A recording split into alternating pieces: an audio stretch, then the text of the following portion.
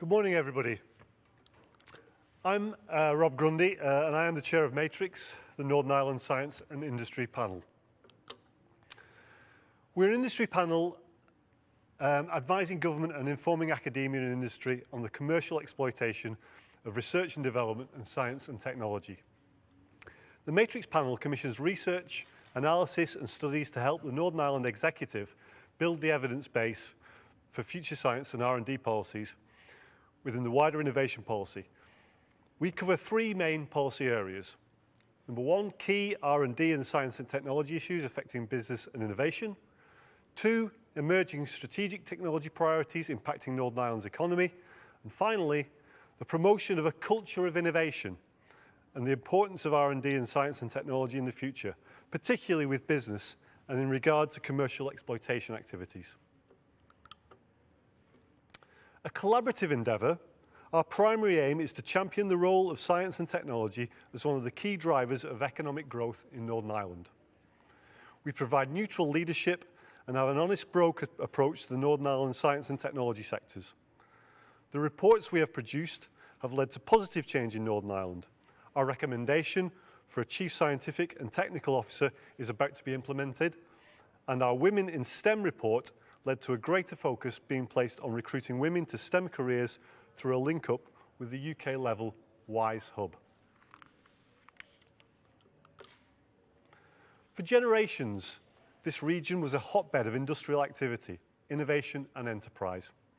The shipyards that lined the River Lagan built some of the largest vessels ever, including, of course, the Titanic. The pneumatic tyre, the modern agricultural tractor, the nickel zinc battery, and the discovery of pulsars, all either developed in or invented or discovered by people from this small corner of the world. Although for most of the last century, Northern Ireland was more likely to have been made international headlines for all the wrong reasons, into the 21st century, and especially in the last decade, Northern Ireland has seen a massive increase in the number of firms involved in foreign direct investment here in Northern Ireland. Allen & Overy, Seagate Technology, Fujitsu, Spirit Aerosystems, Microsoft, Citi, Liberty Mutual, Allstate and Baker McKenzie have all chosen to invest here. With one of the youngest and most highly skilled talent pools in Europe, competitive operating costs, advanced telecommunications infrastructure, and a variety of world-class technology, financial and professional clusters, it's easy to see why Northern Ireland is so attractive to investors. Our indigenous companies are world leaders also, with the likes of First Derivatives, Kainos, Almac and Cancom exporting globally. We've also been a top destination for the creative sectors. Television programs such as Game of Thrones, Line of Duty, and a host of Netflix productions, as well as a range of Hollywood movies, have been produced here, drawing not only on our unique and stunning landscapes, but also on the highly skilled talent pools and local creative companies which make Northern Ireland a paragon of innovation and excellence. The Matrix panel encompasses ex officio representatives from both local universities and the Open University, as well as from all the other major academic institutions and many other organisations throughout Northern Ireland. This ensures the panel has vast and direct experience in many of the developments I have mentioned. This, combined with the valuable industry experience of the panel members and the ability to commission detailed foresight studies, means Matrix is a valuable resource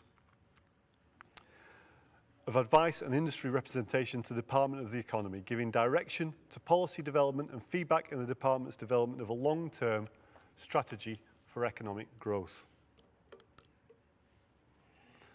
One of the most potentially exciting areas we're looking at is the hydrogen economy. Its potential to drive economic development, secure and sustain high-skilled, well-paid jobs, and most importantly, to reduce greenhouse emissions, contributing to Northern Ireland's net zero goals. Last year, the UK government published its 10 points for a green industrial revolution, committing £12 million to the vision, which it hopes will create and sustain 250,000 jobs and advance the UK's commitments on climate change. The first 2 points of this plan are advancing offshore wind and driving the growth of low-carbon hydrogen. If I were to tell you that under me now sat an untapped reservoir of coal, oil and gas, and it were true, we would see dozens of international companies beginning the process of setting up shop here in Northern Ireland to exploit such a resource. But this fuel isn't stored beneath us, it's above our heads. Northern Ireland is one of the windiest places in Europe, and it is this wind energy that has the potential to power our energy grid and to power electrolyzers to extract hydrogen from the abundance of water that surrounds us. This hydrogen, manufactured locally here in Northern Ireland, could pave the way for transforming the way we think about fuel. As a starting point, the use of hydrogen for public transport could become the basis for scaling the technology to other requirements and uses. Northern Ireland is uniquely positioned to become a leader in hydrogen development and technology innovation. It has significant wind resource, a modern gas network, interconnection to both Ireland and Great Britain, a relatively small geographic area, availability of salt cavern storage, and a world-renowned reputation of engineering and manufacturing excellence. Our public transport operator, state-owned TransLink, has already embraced hydrogen as a fuel source, and alongside a number of electric buses, has recently added hydrogen fuel cell buses to their fleet. Manufactured locally at Wrightbus in Ballymena, and now part of TransLink's Metro fleet, is the world's first hydrogen double-decker bus, currently serving the citizens of Belfast and producing nothing more than water by way of emissions. Indeed, Wrightbus is confident that they will deliver up to 3,000 hydrogen fuel cell buses in the coming years, with hydrogen buses currently on the streets of a number of UK cities. So how do we achieve a self-sufficient, viable, hydrogen-powered transport network in Northern Ireland? What do we need to upscale supply to meet this demand? What infrastructure changes do we need to make to store and transport the fuel required to power such a network? And what interventions can the executive make to make sure Northern Ireland businesses can capitalise on this opportunity? These are the very questions the Matrix panel are asking. What do we need to make this a reality? Well, willingness on the part of government is obviously the first step. A willingness to invest in education to ensure that our graduates and future workforce has the skills to enable the transformation.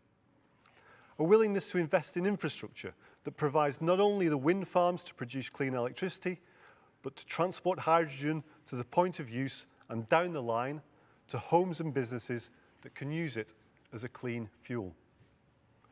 We require our indigenous companies and those FDI investors to commit to developing the green economy. You can ride the green wave that is coming, or you can drown beneath it. Early adoption will put companies at the forefront, and it is surely better to be an early adopter and capitalise from the winds of change that are coming than burying your head in the sand and having to spend money down the line adapting to the changes that are inevitable. We need to eliminate the cumbersome planning process that prevents the construction of mass infrastructure projects, such as the development of both traditional and offshore wind farms. Currently, almost half of our electricity is generated from renewable sources, but we need more. Aside from our climate change commitments and ensuring a future for our children and their children, the unstable nature of geopolitical factors should be a reason for us to become self-reliant in the energy stakes. There is no future in fossil fuels, and the reality is twofold, from the dwindling supplies of the raw fossil fuels to the climate damage they cause. Logically, it follows that with a finite resource, there are finite profits to be made from an industry that will soon be no more. There exists within the green revolution a colossal earning potential, from the production and manufacture of wind turbines to the preparation of land and their installation, and the wholesale commercial distribution of hydrogen. This is a potential that Northern Ireland is in a unique position to capitalise on. The Department for the Economy recently published its economic vision for the next decade and beyond, a 10x economy. Innovation is a central pillar of this vision, and I can certainly think of no greater innovation and truly transformational approach than using the abundance of wind energy to produce clean, green hydrogen to fuel not only our transport networks, but ultimately our homes and businesses, supporting potentially thousands of jobs, reducing and eventually eliminating our reliance on harmful fossil fuels, and building a better world than the one we inherited. This is truly the challenge of our generation and the next, and in Northern Ireland, we aspire to be the world leader. Thank you very much.